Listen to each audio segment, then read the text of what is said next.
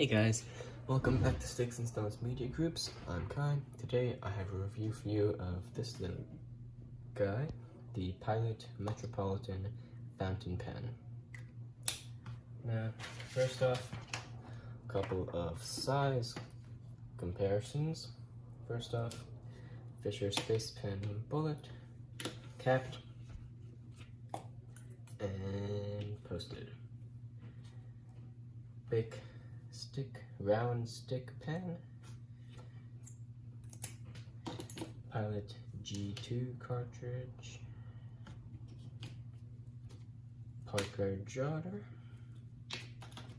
Uniball Vision Elite, and a Sharpie. Now, the official length of this pen is 13.5 centimeters or 5 3/8 inches. The weight is 28 grams, which is about 1 ounce. Now let's get into what is good about this pen.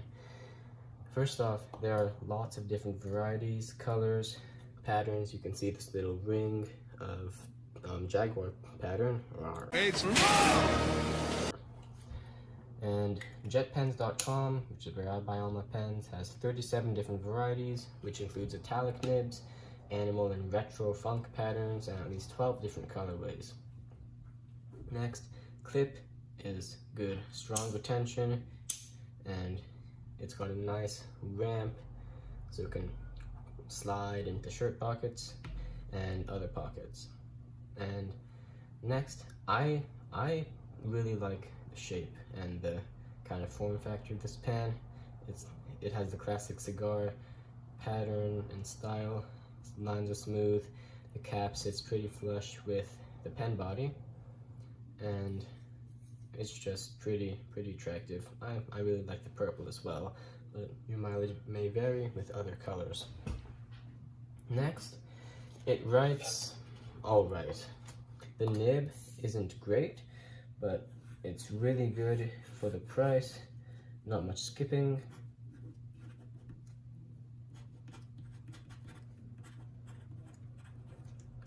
It's not smooth, but it's very good for what you're paying. Next, the cap retention, it's good. It's not a screw-on cap, I like that. I don't like screw-on caps, but it's still a solid click. It's not easy to pull off, it won't come off in your pocket. It's good retention. And posted, the edges are kind of chamfered. I don't think they're chamfered, they're just really thin and pretty smooth. So there's no hot spots created by the cap. That's good. The price on this pen is really good.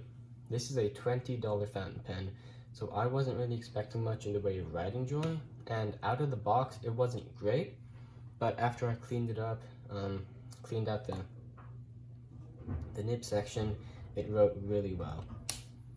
And for under $20, most of your options are going to be cheap disposable pens or big, the clear demonstrator pens. I personally don't like those. Like the TWSBI Eco, for example, it's an excellent pen, I just don't like the aesthetic. The only other kind of classic looking fountain pen for $20 I could find was the Platinum Placer, and the Metropolitan just has a couple of quality of life upgrades over that. The nib section is much prettier in my opinion, and on the Placer, this cap was raised, which I don't like. Next, all metal construction means that this pen it'll be much more sturdy and take more of a beating than a plastic polycarbonate pen. And it takes Pilot ink cartridges, and it also comes with a squeeze converter. I put a Pilot piston converter in, so that's an option for bottled ink. However, there are multiple bad things about this pen.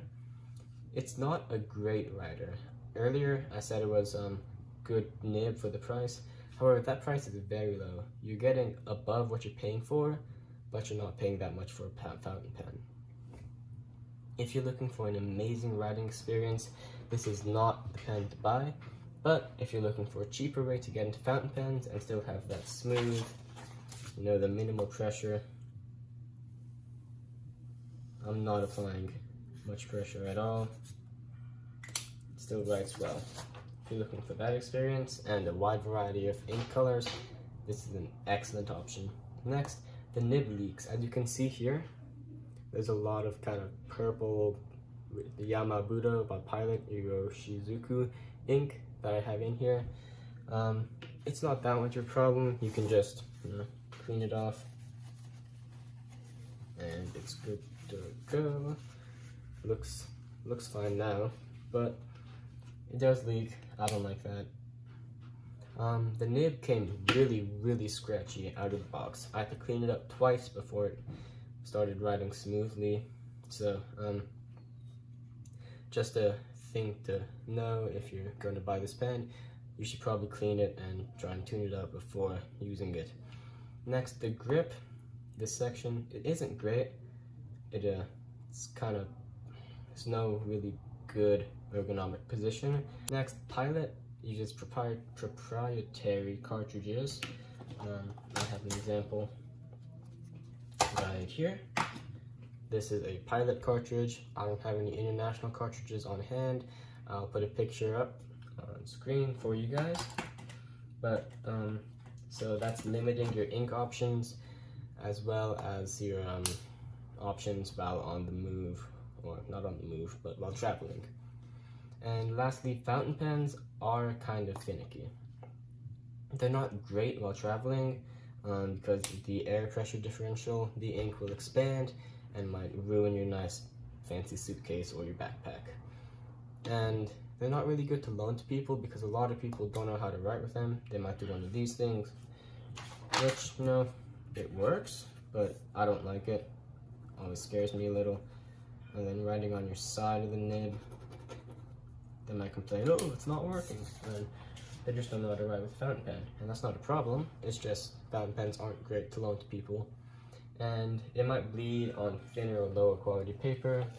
I haven't tested this, but this is pretty thin graph paper.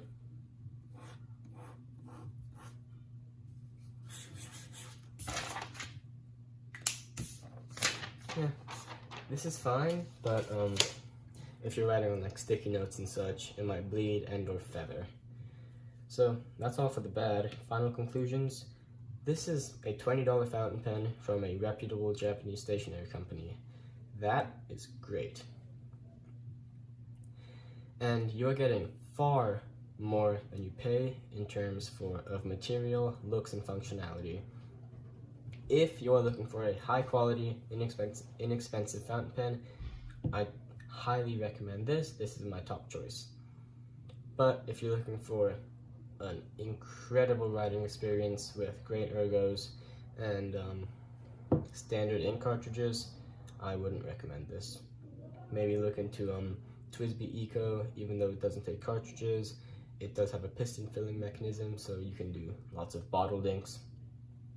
I hope you found this review to be alright and that you enjoyed this video. Thank you. Have a great day.